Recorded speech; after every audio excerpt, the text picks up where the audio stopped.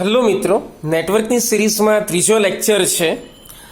પહેલા યુનિટમાં 1.6 type of networking, client server, પિયર ટુ પિયર અને હાઇબ્રિડ નેટવર્કિંગ આજે આપણે શીખવાના છીએ. આમ તો પરીક્ષાની દ્રષ્ટિએ જોઈએ ને તો નેટવર્કિંગમાં પહેલા યુનિટનું વેઇટેજ 20% છે યુનિવર્સિટી એક્ઝામમાં. પરંતુ આપણે જે છે મુખ્ય ટોપિક જે છે વિડીયો લેક્ચરમાં કવર કરવાના છીએ. તો પહેલા યુનિટમાં મેં જેટલા ટોપિક ઉપર વિડીયો લેક્ચર તમને આપેલા છે એ બધાય પરીક્ષાની દ્રષ્ટિએ ઇમ્પોર્ટન્ટ સવાલો છે. પિયર ટુ પિયરની આપણે પહેલાં ચર્ચા કરીએ. પિયર ટુ પિયર સર્વપ્રથમ પોપ્યુલર કઈ રીતે બનેલું તો કે મ્યુઝિક શેરિંગ. તમે અત્યારનું જ જુઓ ને, અત્યારે Gaana.com પોપ્યુલર છે. FM બધાને વધારે ગમે છે. શું કામ? કારણ કે દરેક ગાયન માટે ઓડિયો કેસેટની સીડી રાખવી અથવા તો પેનડ્રાઈવ ઉપર રાખવા અથવા તો એની ડીવીડીમાં રાખવા એ બધું કોઈને ગમતું નથી. એની બદલે જે મનગમતા ગાયન હોય Gaana.com ઉપર જોઈને સાંભળી લેવાના. જે લોકો પાસે એરટેલ હશે એ લોકોને ખબર હશે કે વિંક મ્યુઝિક સર્વિસ એ લોકો આપે છે. નેપસ્ટર સૌથી પહેલી સર્વિસ હતી જેણે આ કન્સેપ્ટ આપ્યો કે ભાઈ બે ક્લાયન્ટ એકબીજા સાથે જોડાઈ શકે અને સર્વરની જરૂર નથી. આ વસ્તુ મહત્વની છે. બે ક્લાયન્ટ મશીન એકબીજા સાથે જોડાઈ છે, બંને પોતે જ સપ્લાયર છે, પોતે જ કન્ઝ્યુમર છે અને યુનિવર્સલ સિરિયલ બસ દ્વારા એ જોડાઈ શકે. પિયર્સ જે છે એમાં એક્સેસ રાઇટ જે છે એ ગવર્ન કરવામાં આવે છે અમુક પરમિશન દ્વારા, અને પરમિશન જે છે એ ઇન્ડિવિડ્યુઅલ સેટ કરી શકે. મતલબ હું પિયરથી એક્સ સાથે પણ જોડાયેલો છું, વાય સાથે પણ જોડાયેલો છું, તો એક્સને કઈ કઈ પરમિશન હશે મારા રિસોર્સિસ ઉપર અને વાયને કઈ કઈ પરમિશન હશે મારા રિસોર્સિસ ઉપર, તો એ ધેટ આઈ કેન ડિસાઇડ. એવી જ રીતે એ લોકો મારી માટે ડિસાઇડ કરી શકે. એટલે સિક્યોરિટી થોડી ઘણી તો ત્યાં છે, પણ છતાં એ થોડું વલ્યુનરેબલ તો છે જ. એક વસ્તુ મહત્વની, 10 કરતાં ઓછા પીસી હોય તો પિયર ટુ પિયરનો ઉપયોગ કરવો. કોઈ અલગથી સર્વર ઊભું કરવાની જરૂર નથી. સિરિયલોને તમે કાં તો ઇથરનેટના કેબલ દ્વારા અથવા તો તમે યુનિવર્સલ સિરિયલ બસ એટલે કે યુએસબી કેબલ દ્વારા પણ એકબીજા સાથે જોડી શકો. આ પિયર ટુ પિયર કમ્પ્યુટર અનસ્ટ્રક્ચર્ડ કઈ રીતે ગોઠવાયેલું હોય એની એક આકૃતિ છે. ધારો કે 6-7 પીસી ગોઠવાયેલા હોય, તેમાંથી 4 પીસી એકબીજા સાથે જોડાયેલા હોય તો એ પિયર ટુ પિયર નેટવર્કમાં છે. 3 પીસી નેટવર્કમાં જોડાયેલા નથી તો એ નેટવર્ક માટે એ અધર કમ્પ્યુટર થઈ ગયા. એટલે નેટવર્કમાં જે કમ્પ્યુટર ન હોય એ નેટવર્ક માટે અધર કમ્પ્યુટર્સ બને. આ ખાલી કન્સેપ્ચ્યુઅલ એક ફિગર છે. આ જે છે એ સ્ટ્રક્ચર્ડ પિયર ટુ પિયર મોડેલ જે છે એનું ચિત્ર છે. અહીંયા આપણે જોઈ શકીએ કે દરેક કમ્પ્યુટર સાથે મેક્સિમમ 2 કમ્પ્યુટરો જોડાય એઝ એ ચાઇલ્ડ એમ બાઇનરી ટ્રીની જેમ ફિગર દર્શાવેલી છે. પણ કન્સેપ્ટ શું છે કે એક કમ્પ્યુટર સાથે 2 કમ્પ્યુટર કરતાં વધારે જોડાશે નહીં.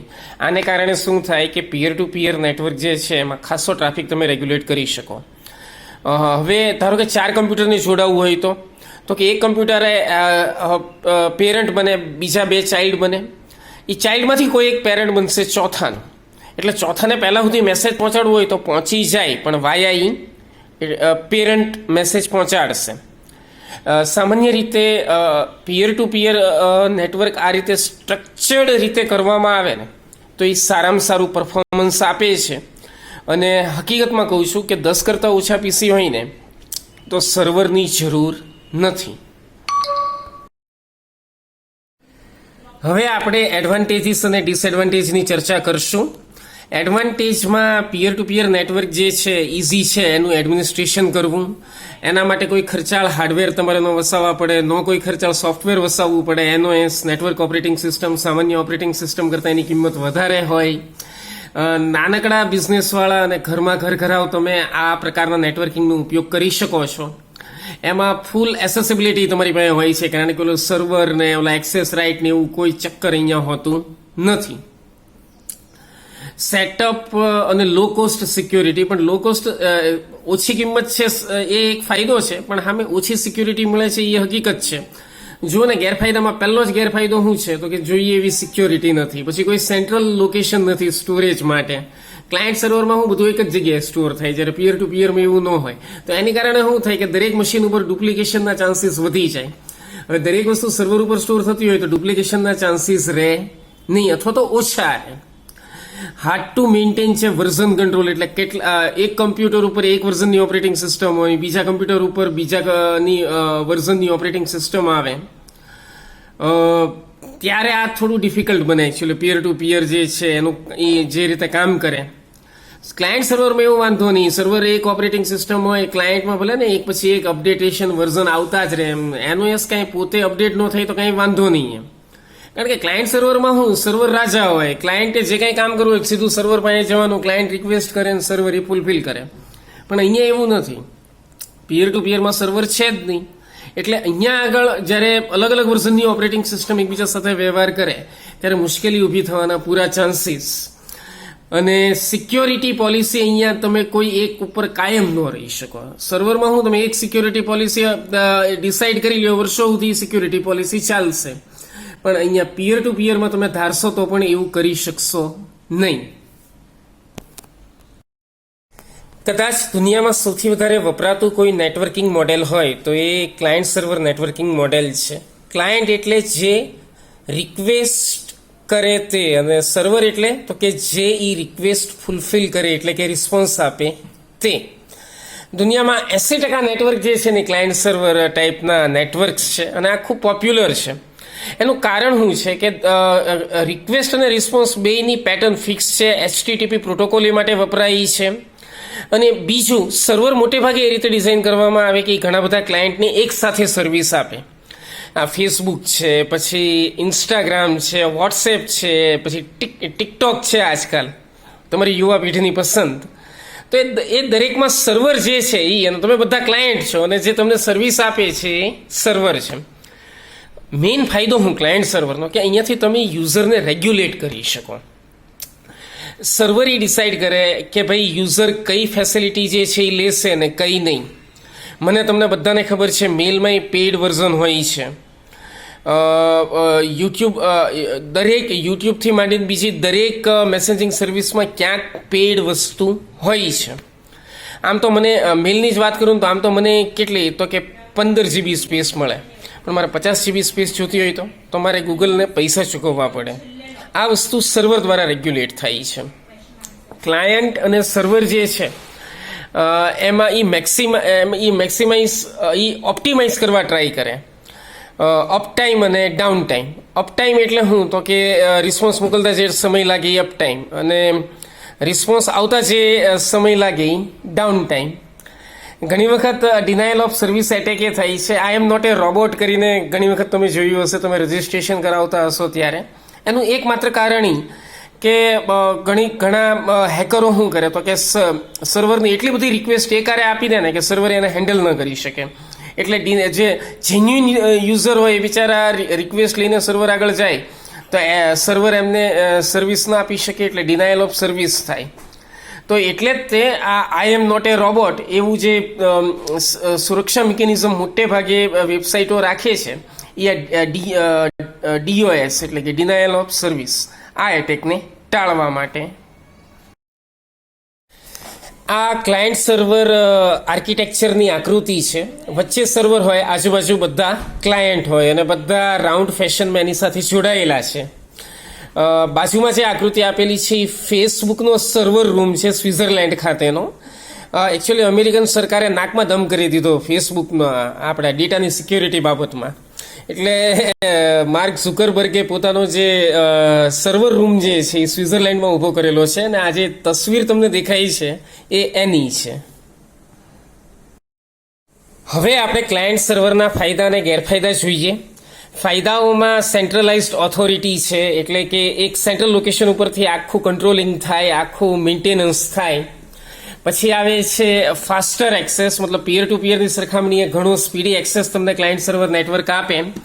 એક સિંગલ પાસવર્ડ હોય છે.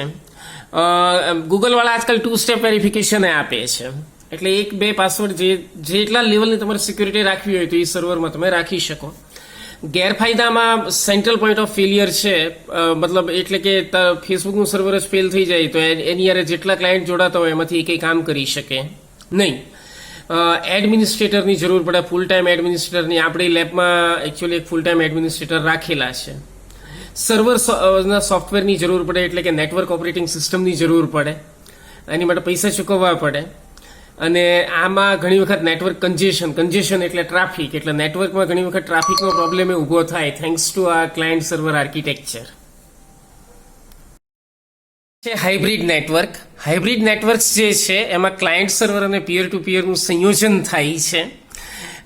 અહીંયા આગળ જે સારા ફીચર છે બંનેના લેવામાં આવ્યા છે. પરફોર્મન્સ, સિક્યોરિટી અને રિલાયબિલિટી બધું અહીંયા ભેગું કરવામાં આવ્યું છે. આમાં શું થાય કે સામાન્ય રીતે સર્વર જે છે એ સેન્ટ્રલાઇઝ સર્વિસ તો આપે જ, વત્તા સર્વર યુઝરની ફેસિલિટી આપે કે પોતાના રિસોર્સિસ પોતાની રીતે મેનેજ કરે અને શેર કરે પોતાના વર્ક ગ્રુપની અંદર. એટલે હકીકતમાં તો વોટ્સએપ જે છે ને એને તમે હાઇબ્રિડ જ કહી શકો, કારણ કે સર્વર દ્વારા જે ફેસિલિટી મળે છે એ તો બધી મળે જ છે. વત્તા તમે ગ્રુપ એડમિન બનો તો એ ગ્રુપમાં તમે ધારો એ કરી શકો, મતલબ એ ગ્રુપમાં તમારે જે રિસોર્સિસ શેર કરવા હોય તમે કરી શકો. લગભગ દરેક જગ્યાએ આ રીતની પદ્ધતિ હોય છે ને એટલે જ મેં કીધું દુનિયામાં 80% ઇન્સ્ટોલેશન જે છે એ હાઇબ્રિડ પ્રકારના છે. પ્યોર ક્લાયન્ટ સર્વર લગભગ ક્યાંય હોતું નથી. આ છે હાઇબ્રિડ નેટવર્કિંગના ફાયદા અને ગેરફાયદા. ફાયદામાં ક્લાયન્ટ સર્વર એપ્લિકેશન જે છે એ હજી સેન્ટ્રલી લોકેટેડ અને મેનેજ થાય છે. યુઝર લોકલ એક્સેસ પણ રિસોર્સિસના અસાઇન કરી શકે અને વર્કગ્રુપ જે છે એ પોતાના રિસોર્સિસ ગ્રુપમાં પોતાની મેળે મેનેજ કરી લે. ગેરફાયદાઓમાં તમારે એક કરતાં વધારે પાસવર્ડ યાદ રાખવા પડે. વર્કગ્રુપ માટે કદાચ અલગ પાસવર્ડ હોય, સર્વર માટે અલગ પાસવર્ડ હોય.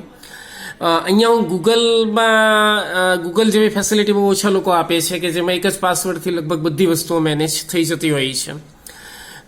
વિશ્વાસ રાખો, દુનિયામાં બધા સર્વર આ રીતની ફેસિલિટી આપતા નથી. ફાઇલ ડુપ્લિકેટ ઇઝીલી થાય. એકચ્યુઅલી હાઇબ્રિડમાં ડુપ્લિકેટ થવાની સંભાવના પૂરેપૂરી ફાઇલ સર્વર ઉપર હોય, બીજા હોસ્ટ ઉપર હોય, મતલબ બીજા પિયરમાં પણ હોય, એટલે ધૂમ સંભાવના છે ડુપ્લિકેશનની. શેર્ડ ફોલ્ડર જે છે એ અહીંયા બધી રીતે શેરિંગ હોય ને, સર્વર ઉપર શેરિંગ હોય ને વત્તા પિયર આરે શેરિંગ હોય, એટલે ત્યાં આગળ ડુપ્લિકેશનની સંભાવના આપોઆપ વધી જાય છે. અને એકચ્યુઅલી વર્ક સ્ટેશન ઉપર જે ફાઇલ રહી જાય, મતલબ બીજા પિયર ઉપર જે ફાઇલ રહી જાય ને એનું સર્વર ઉપર બેકઅપ ઘણી વખત નથી લેવાતું. એટલે બીજો પિયર જો આમાં વાયરસ આવી જાય અથવા બીજો પિયર કામ કરવાનું બંધ કરી દે તો શક્ય છે કે તમે ઇમ્પોર્ટન્ટ ડેટા પણ ગુમાવી દો. આ જે છે એ હાઇબ્રિડ નેટવર્કની ઇમેજ છે અને આપણે જોઈ શકીએ છીએ કે એક બાજુ પિયર ટુ પિયર મોડેલ છે, એક બાજુ ક્લાયન્ટ સર્વર મોડેલ છે. બંને એક પાતળી લાઇનથી જોડાયેલા છે. હાઇબ્રિડ નેટવર્કના બંનેના ફાયદાઓ મળે. ક્લાયન્ટ સર્વરના જે ફાયદા છે, પિયર ટુ પિયરના જે ફાયદાઓ છે બંનેની પાસે છે. ગેરફાયદા બેમાંથી એક કંઈના નથી. શું કામ? કારણ કે એકના ગેરફાયદાઓ એ બીજાના ફાયદાઓથી ઢંકાઈ જાય.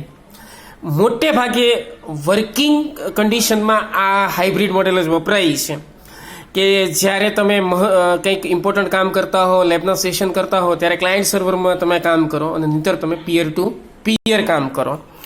જેટલી એજ્યુકેશન સંસ્થાઓ એટલીસ્ટ મેં જોઈ છે બધામાં હાઇબ્રિડ મોડેલ જે છે વપરાય છે. આપણી લેબમાં પણ આ હાઇબ્રિડ મોડેલ છે.